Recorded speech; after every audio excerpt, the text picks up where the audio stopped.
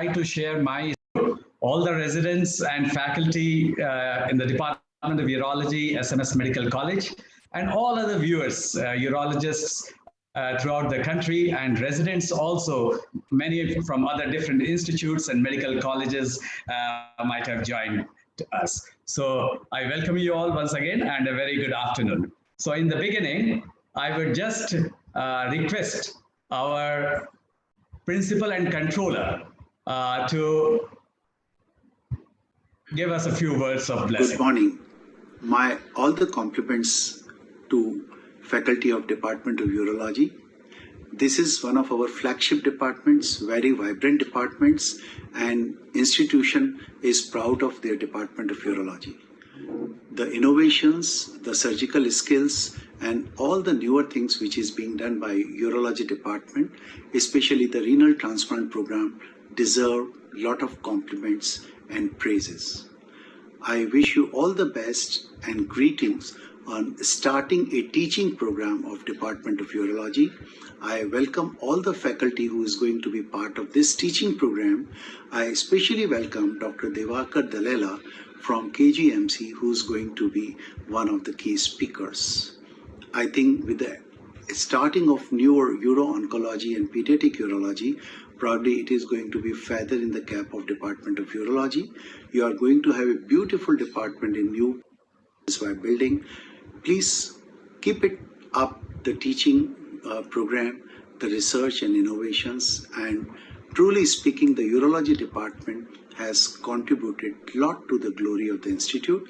I wish all the best to the present head of the department, Dr. Shivam Priyadarshi, and other senior faculty members like Dr. Yadav, Dr. Tomar, and each and every one of you for this wonderful teaching session. Thank you, sir. Thank you very much for your words of blessing. And we will begin our teaching program with Saraswati Vandana.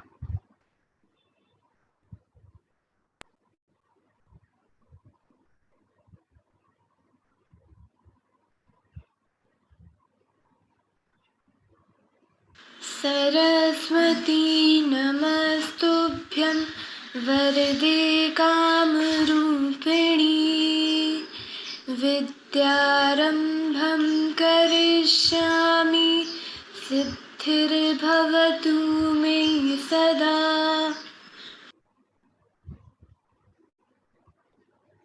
Thanks to all of you. And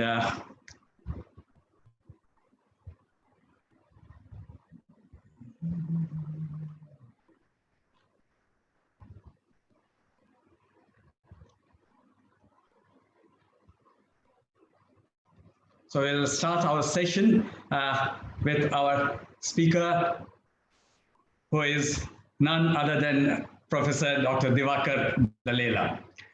We all know Dr. Dalela. He has been a teacher of teachers, so you can say, and he has been to me like an elder brother only. We also share a lot of common interests also. He also loves yoga, and he is a very beautiful singer also. So I welcome Dr. Dalela. There's nothing to introduce. Everybody in probably the country knows Dr. Divakar Dalela. He has been the head of the Department of Urology in KGMC, Lucknow. He still is the honorary professor there. He has been the innovator of variety of operative techniques, urological instruments. He has authored a lot of education books, pamphlets, and research papers. I know because he has been very keen in creating public awareness amongst masses about the urological problems, and his own Dalela Academy is doing a yeoman service in this respect. He has been a recipient of all of 20 gold medals and many other silver medals and innovation awards. And his YouTube, the Dalela Academy of Urology, has more than 134 videos of different surgeries and different patient awareness programs and very little small things like how to take even a urine sample for culture. So we are really fortunate to have Dr. Dalela with us. और इसके उनके लिए मैं बस चार कुछ पंक्तियां कहूंगा हिंदी में कि परिंदों को मंजिल मिलेगी यकीनन, परिंदों को मिलेगी मंजिल यकीनन, ये फैले हुए उनके पर बोलते हैं, वे लोग रहते हैं खामोश अक्सर जमाने में जिनके हुनर बोलते हैं. तो welcome doctor Dalela for our first teaching program. So please unmute yourself, Dr. Dalela. Yes. Yeah. Okay. All right, join slide share.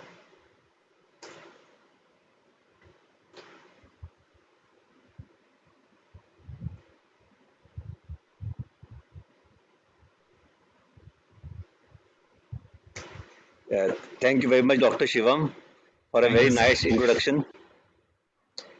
It is completely my pleasure to be here with you all. Am I audible properly? Yes, sir. Yes, sir. Okay. We are really proud to have you, sir. So, when you called me a few days back, I thought of selecting a topic for the interests of residents only. And my apologies for the faculty members and my colleagues who are senior urologists who will consider this as a very simplified presentation.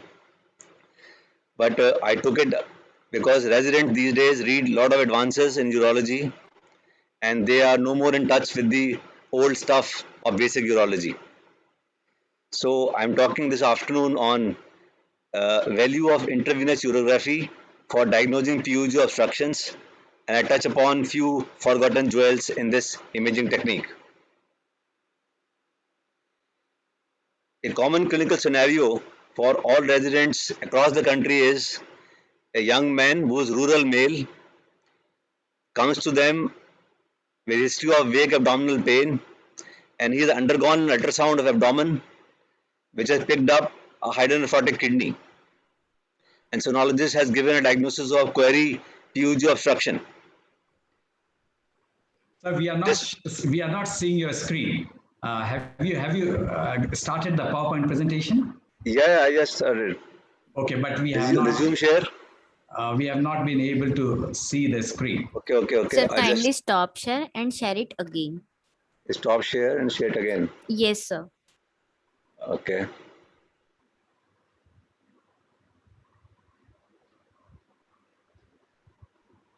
Is that visible now? Yeah, so now you can make it full screen.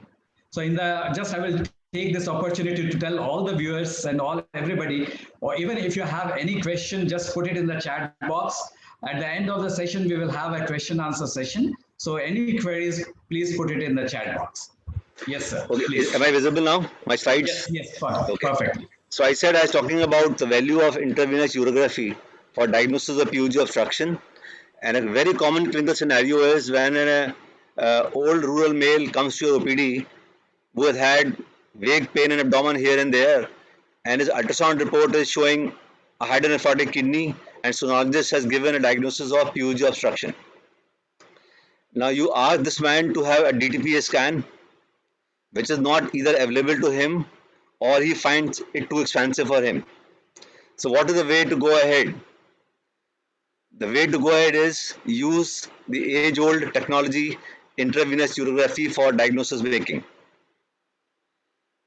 In intravenous urography, the first film that you do is a control film. It's a plain film which you do after preparation of the abdomen. It is also called as scout film. I hope my residents will know why this film is called scout film. This word has come from a British literature where word scout is used for a person. You know, those of you who have done a NCC training would know this word scout, or maybe in your school you would know this word scout. So scout is an individual who is sent on a ground a day before the match begins to survey the ground condition. Is the pitch all right? Is the ground all right? There's no stones lying in the ground. There's no water clouding in the ground. So he just surveys the ground and reports to the boss. Everything is fine. You can play the match next day morning. So that is what the scout's job is. Some of you might have already done the scout job in your class.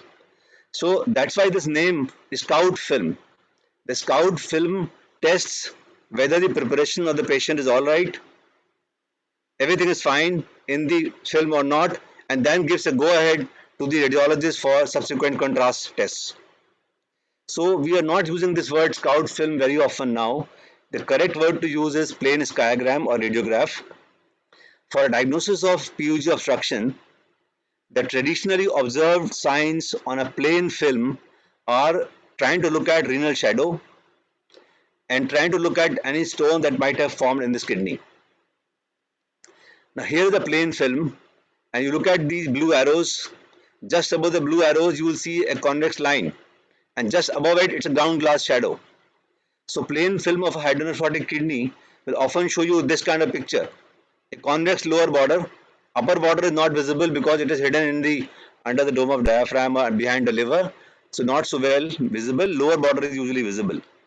And then you may be surprised by some stone shadows which are often multiple, often faceted, and they can be of various sizes. Usually they are too small, like sago grains, or they are like peanut size, right? Or groundnut size. But there are too many. They are faceted, and that is why they look like to us secondary stones, or they may be stones like this. So plain film will show you a renal shadow and a renal stone. But when it comes to looking at contrast pictures of IVP, the 5-minute, 15-minute, and further films, traditionally you have been observing these radiographic signs: renal enlargement, what is the status of parenchyma of the kidney, the parenchymal thinning, how much is the dilatation of the calyx, and you know these grades of calyx dilatation 1, 2, 3, 4, on basis of which you grade hydronephrosis. And you know we look at degree of pelvic dilatation in the center, and we also see for non-visualization of ureter or partial visualization of ureter. So these 5 signs I'm sure you have been day in and day out looking through in these films, and you know already. So I'll not be highlighting these well-known radiographic signs to you.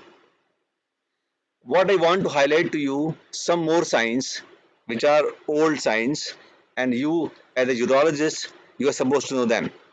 I'll touch upon parenchymal signs, I'll touch upon some calyceal signs, I'll touch upon some pelvic signs, I'll touch upon some ureteric signs. So I'll go that way, describing each area one by one. So now let us look at the signs in the parenchyma of the kidney. And you will see these signs in the nephrographic phase of intravenous urogram, and they are known as nephrographic signs.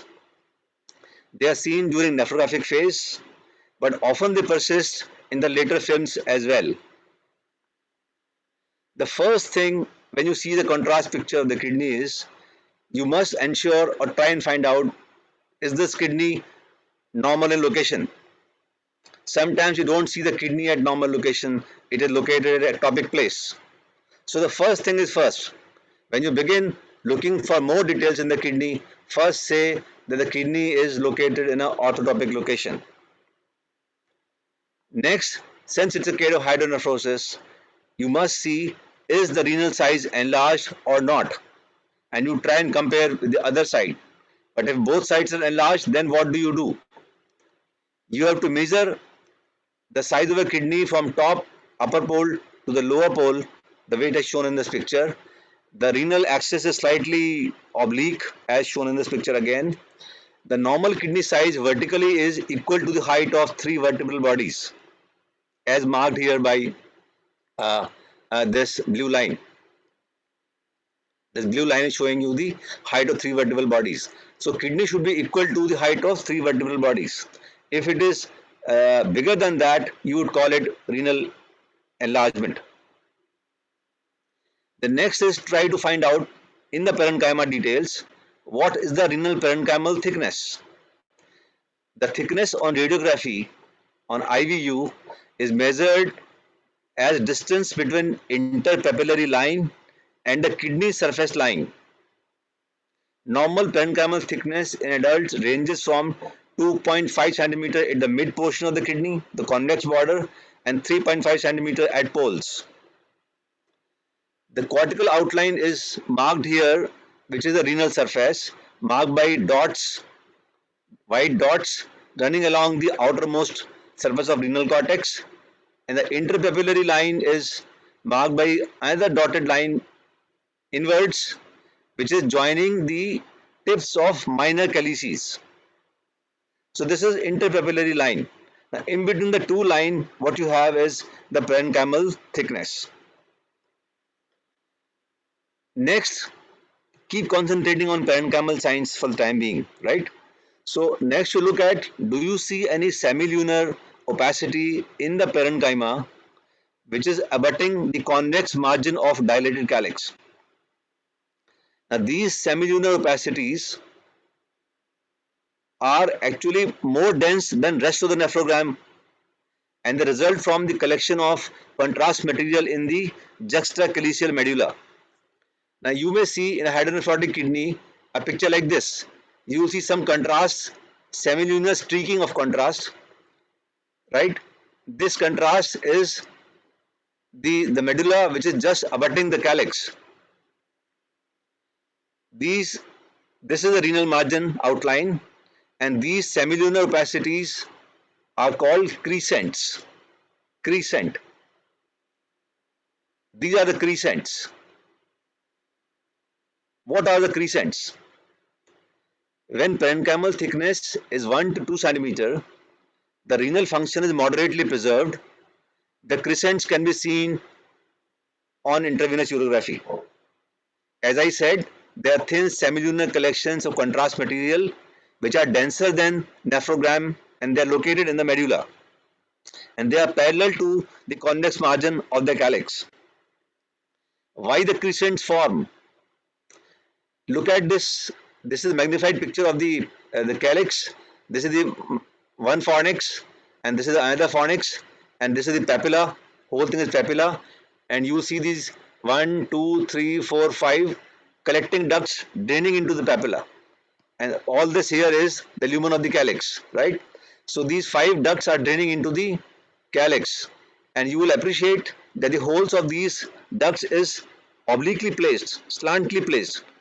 Why Mother Nature has made papilla invaginating into calyx, and why nature is opening collecting ducts onto the papilla?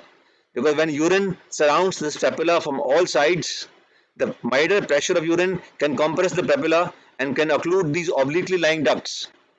So urine will naturally not reflux into these collecting ducts.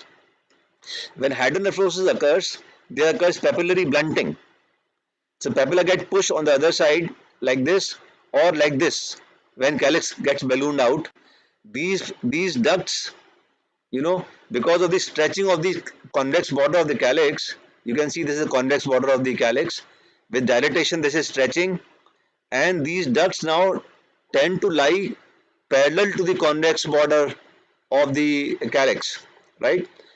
So these ducts are now lying parallel to the convex border of the calyx, all sides of the calyx, and because of a high intercalyceal pressure, these ducts cannot drain well into the calyx. So whatever contrast you give in IV, it is excreted by the nephrons and comes to lie in these ducts, and because these ducts are still functioning, the water is reabsorbed and contrast gets accumulated, concentrated into these ducts, and therefore the ducts outline the convex surface of the calyx. That is what is called crescent. So actually they are opacified collecting tubules rearranged around the periphery of calyx. The reason I am talking to you about crescent so much is that they have good prognostic value. If you see a crescent in any IVP of hydronephrotic kidney, this indicates that parenchyma is still functioning, renal tubules are still functioning, renal tubules have the capability to concentrate urine. So when you relieve the obstruction, kidney will gain good function. So in those days, when renal scan was not available to us, we were looking at presence of crescents and predicting renal destiny. You may ask me one question: how do you differentiate crescent from some contrast outlining the dependent part of the dilated calyx? So that's one possibility. It may be the contrast outlining the calyceal wall. The crescents remain stable in appearance despite change in the patient's position, and that's what you may do. You may change the patient position.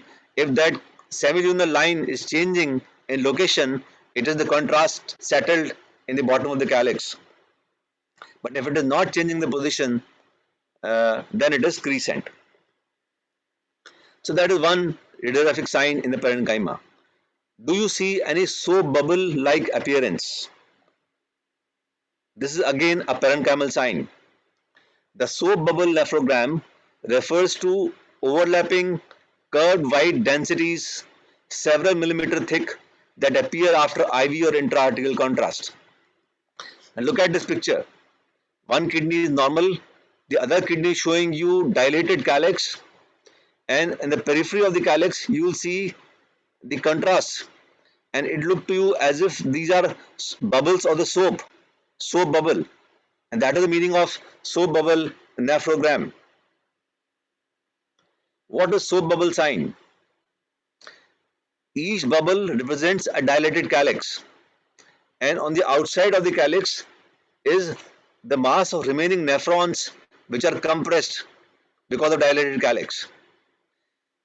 In between the two calyx, the wall that you see represents remnant of Burton column. Okay, so I'll show you again back picture, and this is soap bubble nephrogram because of dilated calyx and some degree of parenchyma conserved in between the calyces. You may have a patient where on my picture left you see their calyx and there's an intercalicial parenchyma left, the column of Burton. On the picture my right you see the kidney dilating so much that it has become converted to a unilocular sac, and now you see an outlining rim, and when that is the situation, you see outlining rim only, no intercalicial parenchyma left, then the name given to this is a rim nephrogram or a shell nephrogram. So friends, you can have two things. You can have bubble nephrogram or you can have shell nephrogram depending upon whether you have leftover intercalicial Burton column or you have not that. So much so about the parenchymal signs. The bubble sign and the shell nephrogram. Moving to the calyceal signs. They also are seen in nephrographic phase. They often persist in the later films as well. One sign is called lacunae. Now, do you see these lacunae in intravenous urogram film? These lacunae represent spaces in renal sinus that communicate with the collecting system via a fornical tear. I hope you are able to appreciate what I am saying. And they appear as sharply demarcated pockets of contrast material. Let me show you a diagram. Now, if I were to show you my cursor, here you see a calyx and you see the fornix. It is intact. Imagine if this fornix tears. If the fornix tears, the urine will leak in the renal sinus and there will be local urinoma, and soon it gets epithelialized and you get a kind of a small little diverticulum which is pseudodiverticulum like this, or a small pseudodiverticulum which is like this, or a small pseudodiverticulum which is like this. Now, these are epithelialized tears from the fornix which happen because of acute pressure rise in the chronically obstructed kidney, and they look like this, sometimes like this. There is one lacunae here, another lacunae here, one lacunae here, and one lacunae here. These are called lacunae. That's how they are written. So one calyceal sign is visualization of lacunae. The second sign is, do you see the contrast settling towards the bottom of the dilated calyx? Remember that patient lying supine for intravenous urography on the X-ray table, and when you do a radiograph, the contrast material will appear in the calyx and it will settle downwards toward the bottom of the calyx. And see now that in the dependent part of the calyx, you have a more denser contrast. As you go superficial, more superficial, the urine is more radiolucent. So bottom is full of contrast, top part of urine in the calyx is more clear. And that is how it looks. This is the normal kidney on this side, and you see the bubble nephrogram, but I want you to see your attention on this contrast which is accumulated towards the bottom of this calyx. Right? Can you see this patch of contrast here? Can you see some patch of contrast here? Or maybe you see better in the either film. Now this contrast which is settled in the bottom of the calyx is called puddle sign. What is this puddle? This puddle, look at this picture from nature. When you have your ground and you have a pit in the ground, a pot or kind of a big pit in the ground, and the rain falls, the water gets collected in this pit. And in this water, in towards the bottom, you have a lot of mud, and the superficial part of the water is clear. This is what is the name puddle. And you see something similar in the calyx. That's why you call it the puddle sign. In this picture, you will see these fine lines. These fine lines are crescents, and these two dots are puddles. This is also a puddle here, and this is also a puddle here. So in one film, you can see crescent and you can also see puddle. Crescent is a parenchymal sign, puddle is a calycial sign. When you have 2-3 puddles, 4-5 puddles visible, often the name given to is a ball pyelogram in literature.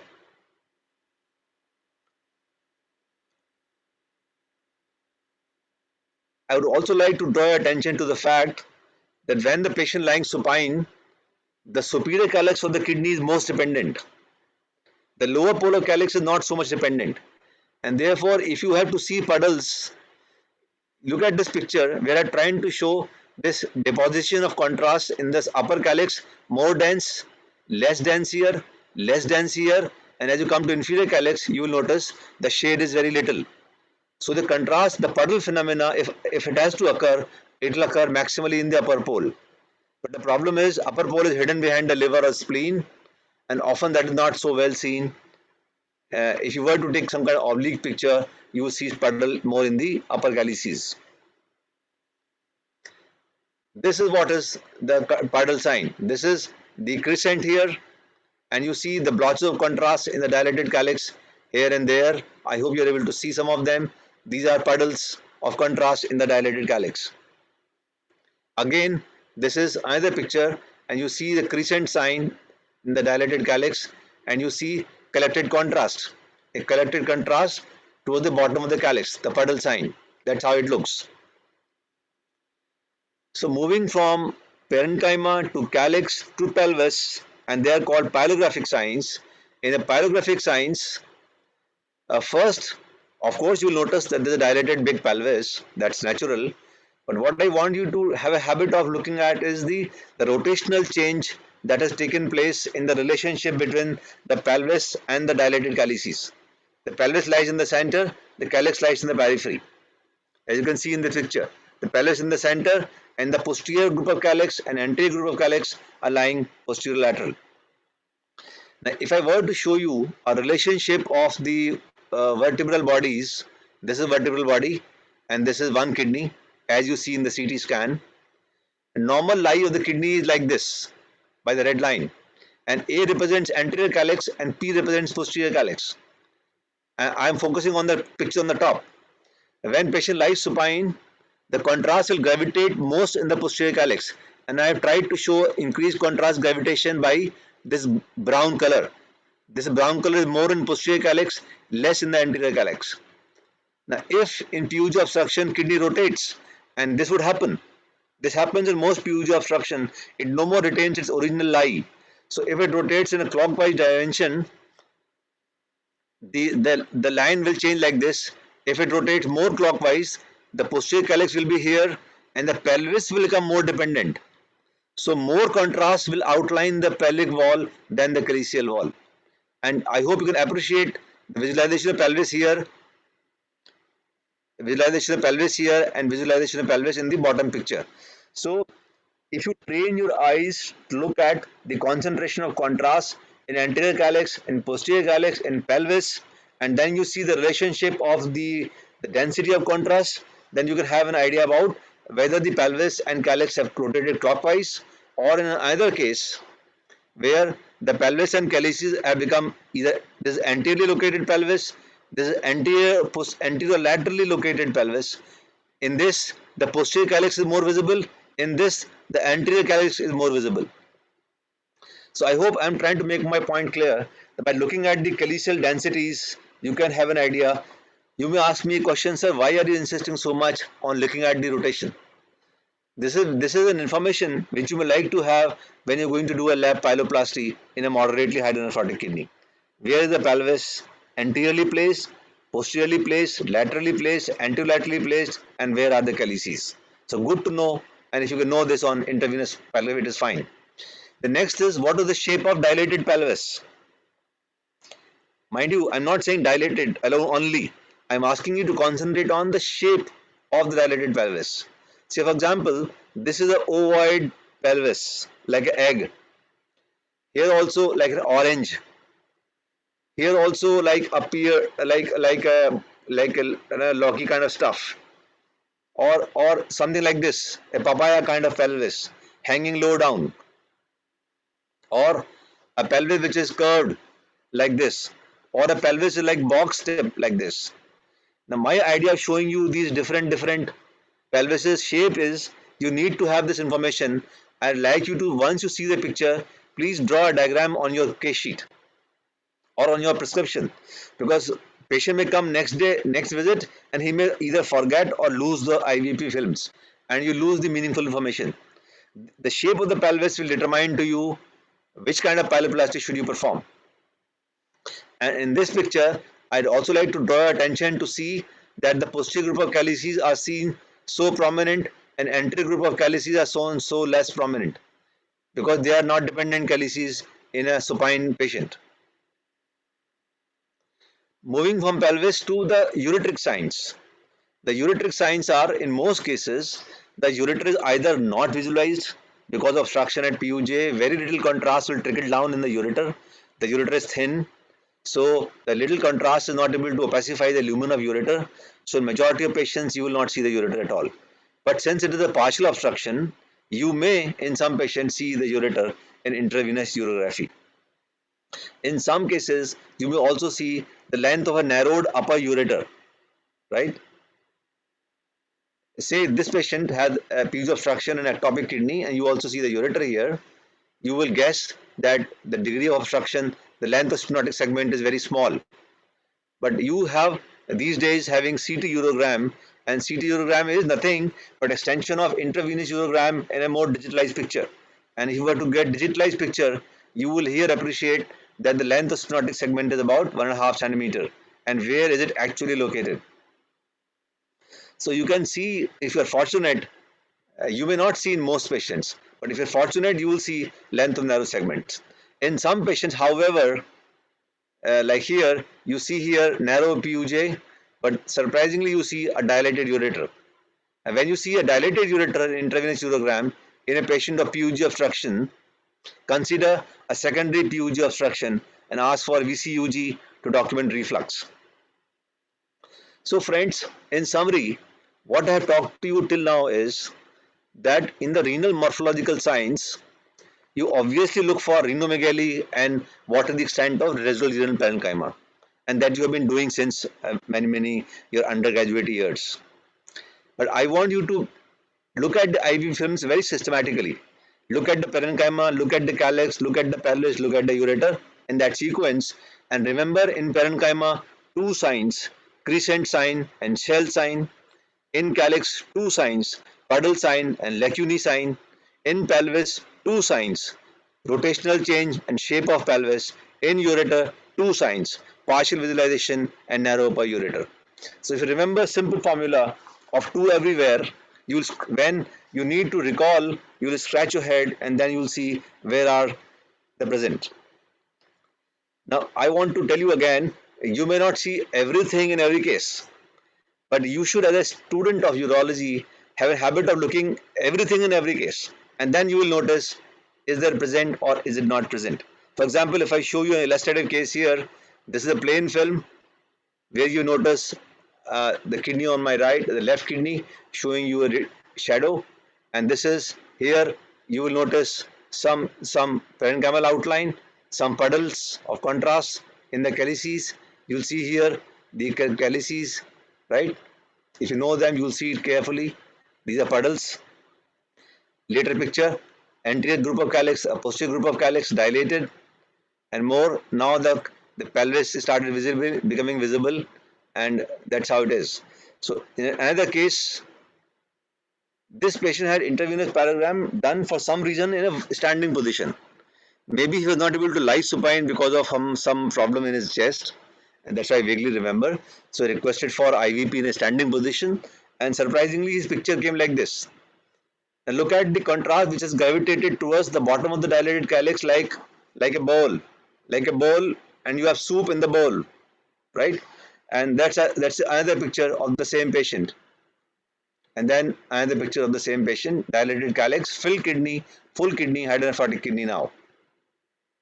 In another case, you see in a control film, a left kidney which is large, nephrogram picture, start seeing dilated calyces, the puddles, calyx, and the shape of the pelvis. Now look here, I've been always insisting you to look at the shape of the pelvis, whether it is intrarenal or extrarenal. If extrarenal, how big it is, what shape is there. This will help you to plan the surgery, the kind of surgery that you want to do. Either case, we assume in radiopaque shadows. Remember, when you have radiopaque shadows in hydronephrotic kidney, in each film, the change in their position. Here you see the disposition of stones like this. In this film, you see disposition like this. And this is now a contrast picture, and you will see crescents and the puddle. This is puddle in the center, and this is crescent on the outside. This is crescent here, and this is puddle in the center. This is puddle in the center, and this is a crescent here. Crescent here. So if you look very, very carefully with a magnifying glass, in 2-3 calyces, stones are filling up the entire calyceal lumen, and they are giving honeycombing effect.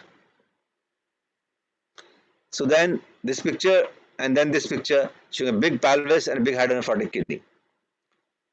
Either case, multiple stones, nothing new, same thing. Either case, nothing new, same thing. Just want you to show you that you can see many things in the same picture. So I am not contesting the point here that IVU is better than DTPA scan. It is not.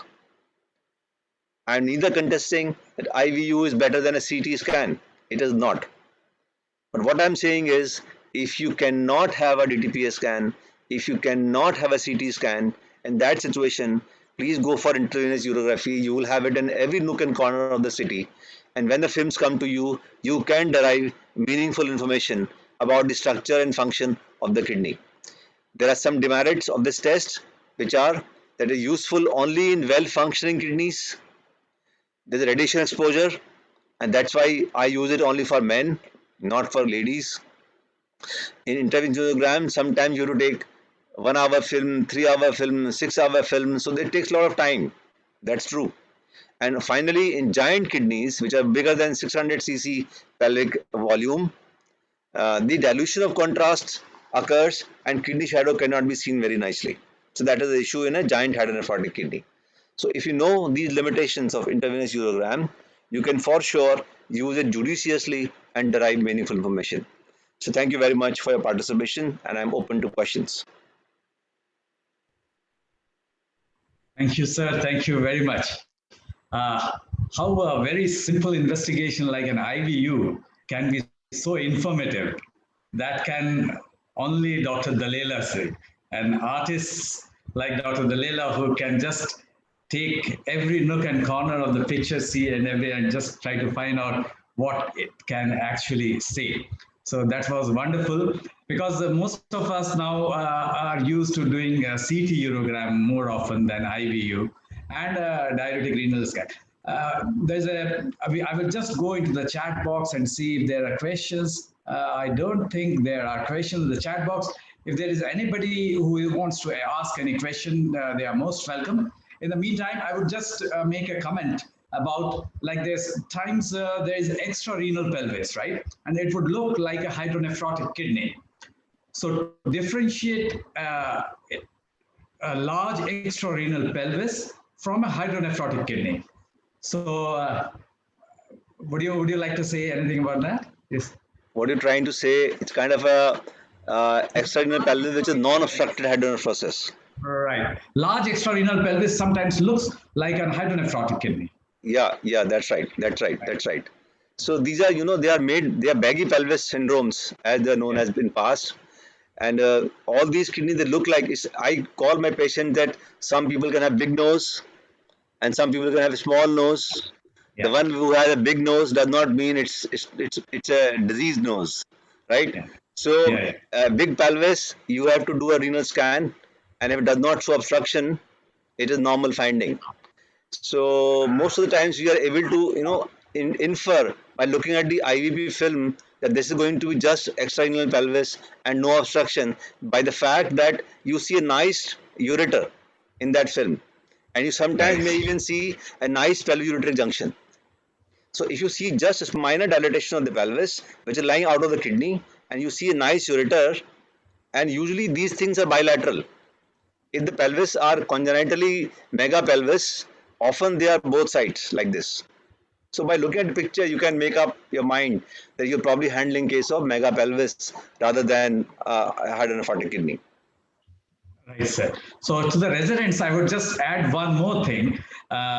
If you find this extrarenal pelvis, and if there is no caliectasis, normal calyces, but a large renal pelvis, it shows that it is probably an extrarenal pelvis only, and it's not an obstructive hydronephrosis. So that True. was one. I also elaborate on what you said correctly. Mind you, for residents, the definition of hydronephrosis is dilated pelvic calyceal system. You have to have dilatation of both calyx as well as pelvis to say hydronephrosis. That's by definition. If you have only calyceal dilatation, normal pelvis, it will be called calyceal dilatation, megacalicosis, hydrocalyx, so on and so forth. But for it's a calyectasia or dilated pelvis, pylectasia. When you have ectasia at both the places, it is definition-wise hydronephrosis. Right, sir. Love belly, you remember, and Dr. Yeah. Shivam, Daly and Love used to define aseptic dilatation of calyx and pelvis is called hydronephrosis. Yeah, hydronephrosis. Right. And what is the role of diuresis? Like diuretic, if you give a diuretic in an IVU, Yeah. would it tell you exactly whether this is an obstruction or no obstruction? I knew I understand you'll ask this question because when we were training as residents, we also had done lots of diuretic intravenous urogram in SGPG. Right. Because this is based on the same logic as on a renal scan. When you Yeah, have a that's full right. pelvis with contrast, give diuretic. If kidney non-obstructed, all the contrast will wash out within 20 Yeah. minutes. So, but then the resolution of picture those days. I'm not talking the present time when you have ability to subtract background and you can do a digital CT urogram. I don't think anybody is explored in the present era. But 25 years, 30 years back, when we were doing these kind of things, the images of the X-rays were not very clear, were very good. So we could not infer too much whether contrast is clearing or not clearing. So diuretic urography came, it was there for a while, and it is no more done. But surely it is a name, and residents should know what is diuretic urogram. Right. I think one of the major probably limitation is when these patients have a large hydronephrotic kidney and this poorly functioning kidney, you don't get any contrast film, True. and then you don't know exactly what is happening. So Yes. that is Yeah. the main probably drawback and limitation of the IVU. Yeah. And if anybody has any question, if so, please most welcome. Otherwise, we will just ask Dr. Dalela to. Yes, Dr. Neeraj, please. Excellent talk, sir. Thank you. Yes, Uh, Neeraj. We very often see the crossing vessels at the time of pyeloplasty. So, does IVU give us a hint of whether or not a crossing vessel might be encountered during surgery? Are there any signs on IVU which would suggest a crossing vessel? Not very confirmatory. Right. So I did not touch this point at all because this is not very confirmatory on IVP to say that there will be a crossing vessel. because you had to really very fortunate to see a denting effect on the ureter by the vessel. And I have been, very fond of looking at IVU films of pH obstruction for last so many years, and that's why I compiled so many pictures myself. And I'm yet to see a vessel causing indentation on the area of peugia, ureter, and intravenous pyelogram. But CT, of course, CT you can see, CT you can see. Sir, So often I you have I find have a whole group of collection of CT with me on pH obstruction, showing CT findings on PUJ. We can talk that sometime later. Yeah. so you find sometime a kink, right? Kink at the PUJ junction, the ureter just going slightly up and down and the leg. So Yeah, that you makes can. it find sometime that yes, But the crossing that's is severe. very difficult to say whether it's a respiratory movement of the kidney which has caused the kink, or it is a vessel there which has caused the kink. All right. Really very difficult. Sir, on an Nachiket, yes, please. sorry, sir. Sir, on an Nachiket, please. IVU, one question which is frequently asked also by the residents, and there's a lot of controversy even among consultants, is how long do you take the dye in the pelvic glacial system to be normal? Some consultants take 45 minutes. Some of us consider it to be 1 hour. Some of us say that it's normal even until 1.5 hours. Some people say that even till 3 hours if it's draining slowly and if it's clear after that. So even in the books, there is no actual cutoff value that is Yeah. given that, okay, dye inside the pelvic glacial system till this time it is normal and till this time it is pathological. So inside your experience, what do you think should the boys say inside the exam? This is because I've had a lot of discussion on this with many of my colleagues, and we also have a lot of differences of opinion regarding this. See, Nachiket, there cannot be a cutoff Okay. because this will depend upon the pelvic volume. This will depend upon remaining residual kidney function. This will depend upon the contrast dose. This will depend upon the amount of water the patient has taken. So there's so many ifs, and all said and done. It's a kind of a subjective, objective interpretation. So therefore, there's no cutoff here. It is totally your personal impression on that particular set of films. What you see is obstructed, what you see is not obstructed. So that's why radiologists take 1 hour film, 3 hour film, and 6 hour film, and they say it is still persisting. That's why it is obstructed. So I don't think we should use IVP as a modality to diagnose whether it is obstructed hydronephrosis or it is a non-obstructive hydronephrosis. In my talk, I nowhere mentioned the value of IVP in deciding this question, whether it is obstructed or it is non-obstructed. This question can only be answered by DTPA scan, right? Or this can only be answered by a Whitaker test if the controversy is still, or an nephrostogram or something. But IVP can only tell you morphological consequence of having had hydronephrosis and how much of the function of the kidney has been affected by that time. And is there a potential for recovery on the basis of crescent signs? That's all. Residents, please. I mean, this class is for you all. So I would welcome and I would just be happy if any resident can ask any question or have any query. So if they do not, then I think we will move ahead. Yes, Dr. Dalila, we can move ahead with your second part of the talk. I don't know if you have time left. Have you booked the time slot for a while, or how much you have 7-8 minutes left? No. We have unlimited time. So Okay. yeah, I think it's a brief only. So Yeah, it's very brief. Very brief. Yeah, I understand. Yes. Share screen. This is all being for you all residents. You have a full career in front of you. And Dr. Dalila has been a leader since his young age, I think, and he has a passion for teaching youngsters and residents. Those who have been associated with him in any way know it very well. So I would request Dalila to go ahead with his talk on. Yes, please. There's a little tangential talk from a hardcore theory of urology to your life. Yeah. See, we are not able to see your screen. Yes. Oh, Okay, And again, just stop I'll sharing and then. stop share and reshare, right? Right. Stop share and share screen.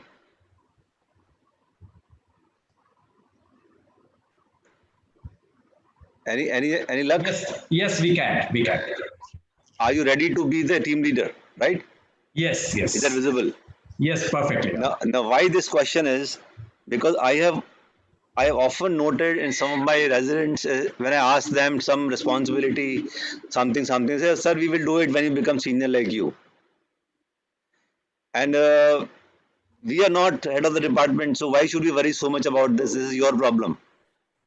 Or I am not the faculty in charge of the unit, it is his problem.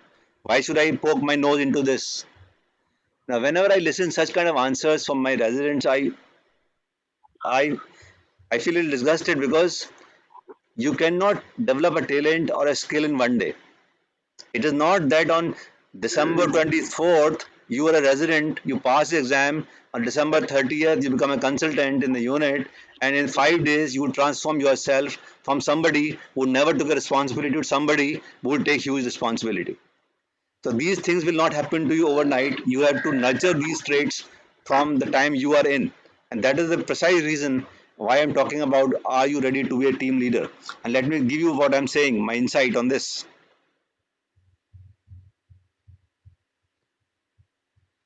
Now, when you do this kind of operation these days, a PCNL, you need 2, 3 colleagues, one doctor assistant, or maybe 2 doctor assistant, and you need an anesthetist. Hello, am I audible? Yes, you are audible. You are Okay. audible. Yeah. So you need some doctor friends to work with you so that your patient is managed appropriately. More than the doctor friends, you need another set of people behind you. You need technicians, nurses, assistants by the side of you. So one patient, one surgeon on an average needs 5, 6 more people to accomplish the job.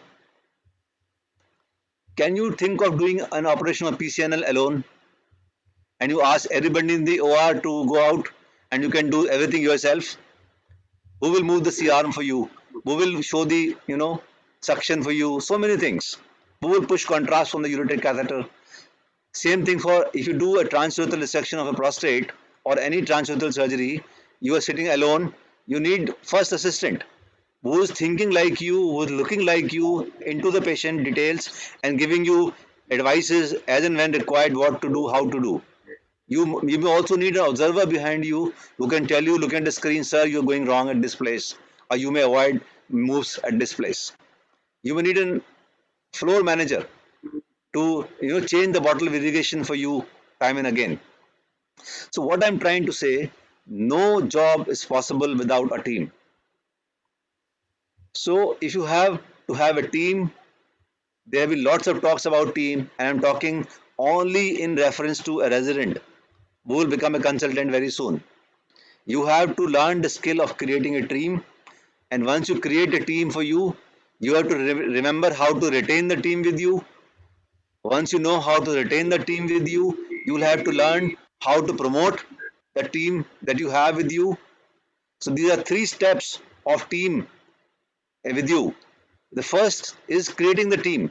When you consider creating a team, you have to have team members, and you are at liberty to choose which team member should work with you. So you have to select members very, very carefully, and each member of the team should have goal sharing.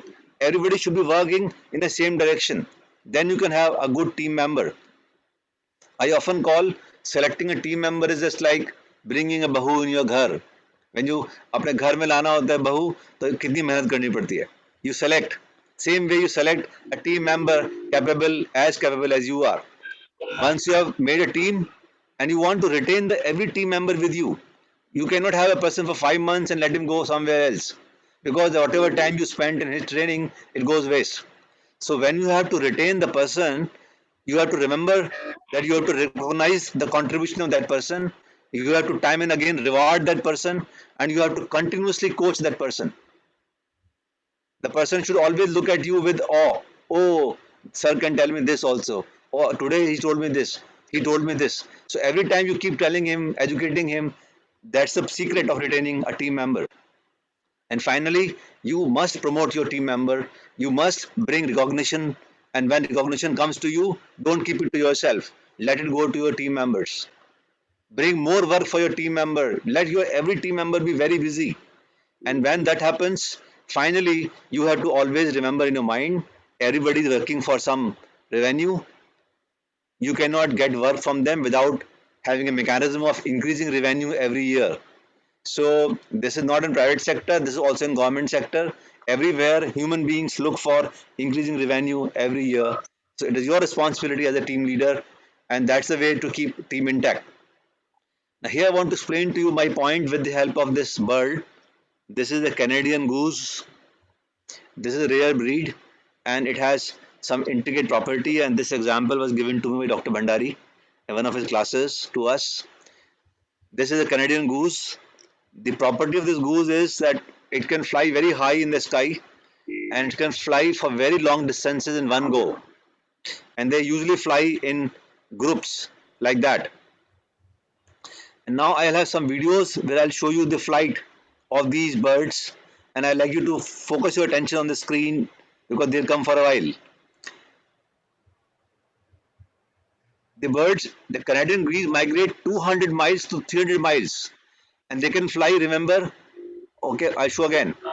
They can fly 1500 miles in one day.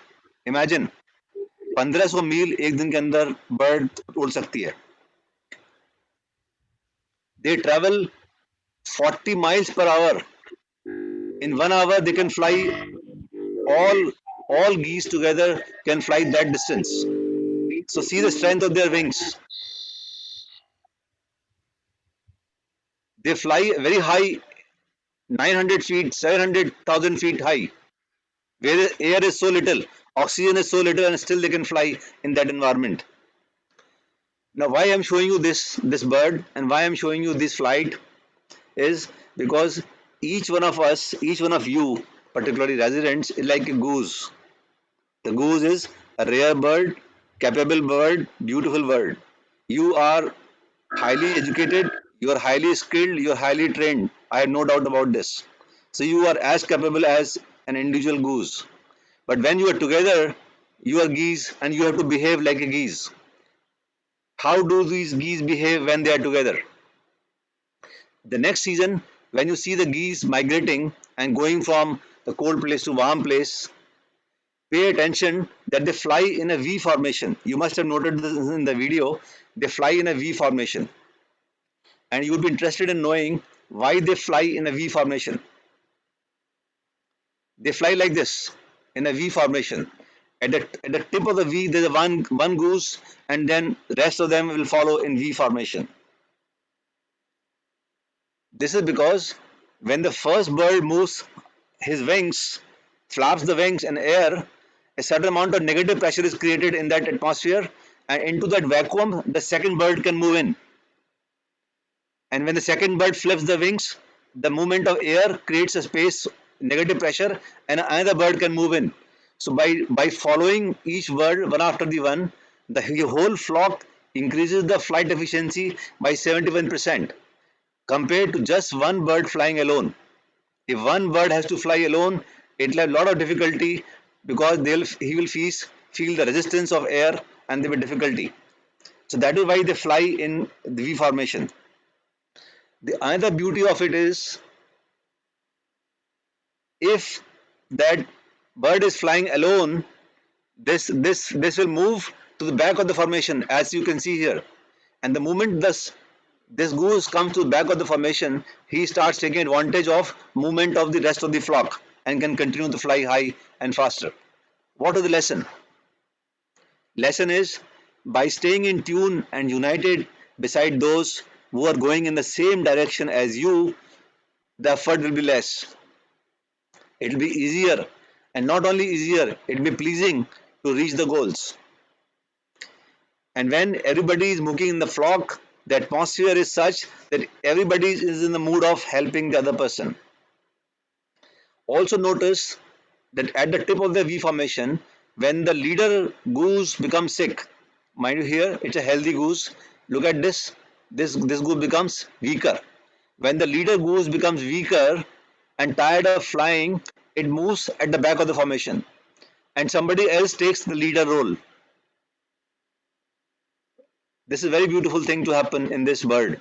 They change the position because the leader has to use the maximum amount of energy, the rest will follow. So they keep changing their position, and in that way the energy is maintained. What is the lesson? Lesson is share the leadership. There must be mutual respect between all of us all the time.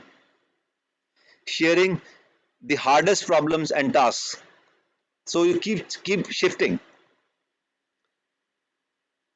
Also, what when you see the video of the geese flying, you will notice that the geese which are at the back, they do quack quack quack quack all the time. They spend a lot of energy not only in flying but also in quacking. Why are the hell they're quacking so much at the back? They're quacking so much at the back because they want to tell the leader in front, bravo, bravo, go ahead, move faster, move faster. It is this kind of word that they utter, quack, quack, quack, all the time. So they're encouraging the leader to move faster. And when leader moves faster, every follower will move faster. And they keep the same speed. So when there's a courage, when there's an encouragement from everybody around in the team, it is never that the senior will encourage the junior. The junior can also encourage the senior. One colleague can encourage the another colleague. The encouragement is the word for motivating people and bringing strength in the team, and it gives benefit to everybody.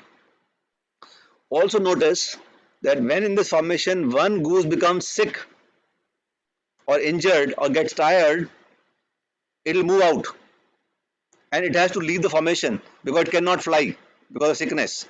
Now what will happen is two more geese will come out of the formation and will fly by the side of sick goose till that goose either dies or goose gets energy back again to join the formation. And this is something which is extremely kind of touching behavior of this bird. They don't let their colleague die just alone. Never ever in adversity they will leave till that goose has become dead. So that is the beauty of this group. So my friends who are listening this presentation, that let us be like geese in our teams. Let us be like geese in our teams. And I'll move to the video again to show you the video flight. And I want you to observe this video carefully. You will notice everything which I said, that one goose becomes sick, it moves at the back. One goose which is left behind will join the formation. I don't know whether you can hear the quack quack noise of the video on your screens, but it is there in this video. So just observe this video for a while and then I'll come back on this talk again.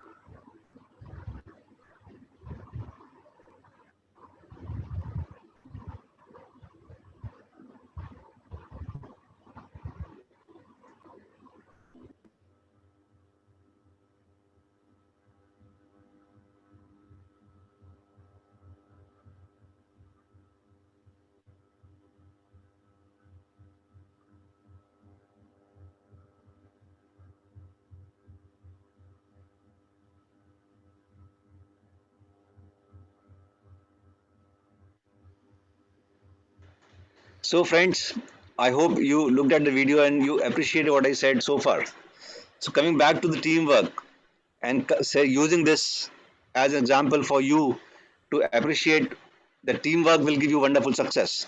No bird can fly so high, no bird can fly so long, no bird can fly so far. Flying 1500 miles in a day is not easy. And I hope you appreciate it when they are flapping their wings, the muscles were getting prominent in their body. They use the muscle so much. So what a genuine leader should do, and I don't want to be making a talk like a motivational speaker. I just want to small all 4 or 5 points to you for residents to start using that thought right now in first year of a residency.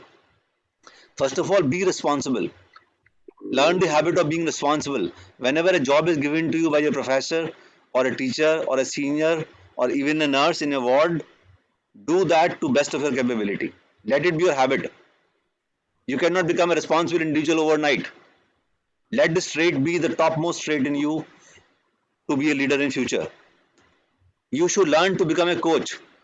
Whomsoever, wherever you find an opportunity, if it is a first year medical student walking in your ward, it is a ward boy in your ward, new nurse in your ward, new resident in your group, whosoever you find, and if you have something to give, a new piece of knowledge, a new x-ray, new something new, train, tell everybody. Be a coach all the time, because you do not know, when you coach somebody, you have to have very clear thought in your mind, and then only you can coach. So in order to sharpen your own knowledge and skill, this coach thing becomes as a feedback. Be very generous in giving compliments to your colleagues in the team. Whenever they do good job, clap, appreciate, tell them you done a good job, you have done an excellent job. Because if you do this way, they become your lifelong friends. One good word from you will not take anything from you. Just be generous in giving compliments. Finally, build relationships. Don't criticize unnecessarily people, particularly behind the back. Never criticize, and always be as sacrificing. When there's something coming to you, learn a habit of shifting it to somebody else as the result. Let other person get the result. Be sacrificing in nature, in habit. If you are so, then you will remember those who make sacrifices. They enjoy more than those who get, right? And always keep thinking in the mind, word is fine. These days, the corona time, lot of problems. But here again, you can be positive. Someday it will be full fine, good sunshine, and you will be fine. And most important thing is be open. Open means don't think that you are on the top of the world, you know everything. A technician in the OT can sometimes give you more trick than your professor.